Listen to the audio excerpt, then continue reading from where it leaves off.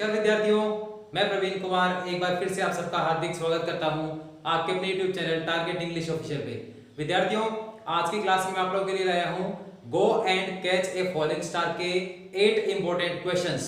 तो चलिए शुरू करते हैं। गो and catch a falling star by John Donne. इसमें फर्स्ट वन क्वेश्चन आपका जो इंपॉर्टेंट आपके एग्जाम के हिसाब से होने वाला है वो है what is the theme of this poem.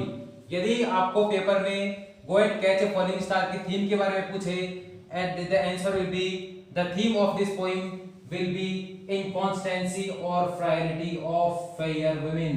Means जो सुंदर महिलाएं हैं उन सुंदर महिलाओं की बेवफाई के बारे में जॉन डन इस पोइम में डिस्क्राइब करते हैं। तो जो इस पोइम की जो थीम होगी वो होगी इनकॉन्स्टेंसी और frailty of fair women. Move करते हैं सेकंड वन पे। Which type of poem is this. ये पोइम का टाइप अगर आपको पूछे go and catch a falling star का टाइप पूछे तो आपका आंसर होगा the type of this poem is lyrical poem and it can also be called as love poem. Third one what is the tone of this poem. अब यहां आप अच्छे से एक चीज कंसल्ट कर लें। टाइप पूछे आपको तो लिरिकल पोइम, और अगर यदि आपको पूछे इसकी टोन, यदि इस पोइम की टोन जो है वो जॉन डन ने किस टाइप की रखी है तो आंसर होगा The tone of this poem is satirical tone. Move करते हैं फोर्थ वन पे। In this poem, what is the meaning of pilgrimage? यहाँ ये भी इंपॉर्टेंट क्वेश्चन है, इसको भी अच्छे से कंफर्म कर लें यहाँ पे। इस पोइम में जो दिया गया वर्ड आपका pilgrimage, इसका क्या मतलब है? तो pilgrimage, the meaning of pilgrimage is to find out a true and fair woman. Means एक सुंदर मगर ईमानदार और सच्ची महिला की तलाश करना। यहाँ पॉइंट जो है वो पिलग्रिमेज के समान बताते हैं। यदि सुंदर और ऐसी महिला यदि किसी व्यक्ति को मिले जो न केवल सुंदर हो बल्कि अपने पति के लिए, अपने प्रेमी के लिए ईमानदार भी हो, तो उसको उस पति के लिए, उस लवर के लिए इस प्रकार की एक पत्नी मिलना ये किसी पिलग्रिमेज से कम नहीं होगा। ये इसमें इस पोइम में जॉन डन बताना चाहते हैं पिलग्रिमेज का मीनिंग। मूव करते हैं फिफ्थ वन पे। Impossible actions of this poem. तो स्टूडेंट्स ये बात आप अच्छे से बिल्कुल ही क्लियर कर लें। मैं आपको ये बात बहुत ही इंपॉर्टेंट आपको ये पॉइंट बता दूं कि यहाँ इस पोइम में जो भी impossible actions of the poem है बाय जॉन डन, इनको आप एक बार अच्छे से कंफर्म कर लेना। वन बाय वन आप इनके नोट बना के पॉइंट लिख लेना कि कौन कौन से इम्पॉसिबल एक्ट के बारे में यहाँ पोइम डिस्कस करता है इस पोइम में। क्योंकि एक क्वेश्चन आपको ऐसा भी पूछा जा सकता है जिसमें जो चार आपके ऑप्शन हो उनमें तीन इम्पॉसिबल एक्ट के बारे में डिस्कस कर दे और एक कोई और हो सकता है। तो ये बात आप अच्छे से कंफर्म कर लें। इस पोइम के जो इम्पॉसिबल एक्शंस हैं उनका एक फटाफट से उनका एक नोट भी आप जरूर बना लेना।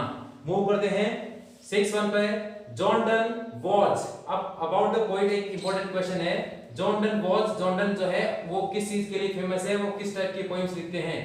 John Donne was the founder of metaphysical poetry, यानी जॉन डन जो है वो मेटाफिजिकल पोइट्री के फाउंडर है। तो ये भी आप इंपॉर्टेंट क्वेश्चन है, इसको भी अच्छे से कंफर्म कर लें। मूव करते हैं नेक्स्ट वन पे। Which kind of woman can be fair and constant. अब इसी पोइम में एक और चीज डिस्कस की थी आपके जॉन डन ने कि कौन सी विमेन ऐसी है, कौन सी महिला ऐसी है जो कि फेयर और कांस्टेंट हो सकती है, यानी अपने लवर के लिए, अपने पति के लिए कौन सी ऐसी महिला है जो कि बिल्कुल फेयर और कांस्टेंट माने स्थिर हो सकती है, उसके लिए ईमानदार हो सकती है। तो वो कहना चाहता है इसमें the answer will B only an अगली वुमन, यानी केवल एक बद्दी या कुरूप महिला ही अपने प्रेमी के लिए ईमानदार हो सकती है, क्योंकि उस बद्दी महिला को कोई भी लवर, कोई भी प्रेमी जो है प्रेम नहीं करेगा। ये भी आप अच्छे से कंफर्म कर लें, ये भी इंपॉर्टेंट क्वेश्चन है आप लोगों के लिए। मूव करते हैं लास्ट वन पे। The theme of this poem is the impossibility of. यहाँ यदि पोइम की थीम के बारे में पूछे कि इस पोइम की थीम क्या है तो इस पोइम की थीम होगी ये क्वेश्चन। यदि मैं आपको डिस्कस करूं, एक और इसमें इंपॉर्टेंट बात आपको बता दूं, ये जो क्वेश्चन नंबर 8 है ये आपके आरपीएससी में पूछा हुआ क्वेश्चन है स्टूडेंट्स, ये भी आप अच्छे से कंफर्म कर लें। आरपीएससी में एक बार पूछा हुआ क्वेश्चन है कि what is the theme of this poem, और you can say the theme of this poem is the impossibility of finding a true woman. Means एक सुंदर और सच्ची ईमानदार महिला की खोज की तलाश जो है वो इस पोइम की थीम है। मींस इस पोइम में वो बताना चाहता है कि ऐसी किसी भी महिला को कोई व्यक्ति तलाश नहीं कर सकता जो कि न केवल सुंदर है बल्कि अपने पति के लिए कांस्टेंट भी है। तो इस प्रकार से इस पोएम में ये आपको आज की सेशन में मैंने बताए 8 important questions of this poem, और अगले सेशन में स्टूडेंट्स इसी पोएम की मैं 7 इंपॉर्टेंट क्वेश्चंस आप लोगों के लिए लेकर आऊंगा।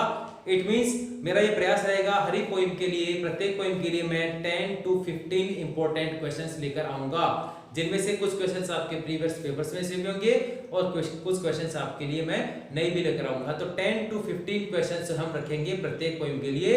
तो स्टूडेंट्स आप जो भी पोएम पढ़ें उसको अच्छे से डिस्कस करने के बाद इस सेशन को आप अच्छे से देख लें, इसमें कौन कौन से जो क्वेश्चंस हैं वो आप लोगों के लिए एग्जाम के पॉइंट ऑफ व्यू से इंपॉर्टेंट होने वाले हैं, उनको अच्छे से डिस्कस करें, तैयारी करते रहें, मेहनत करते रहें।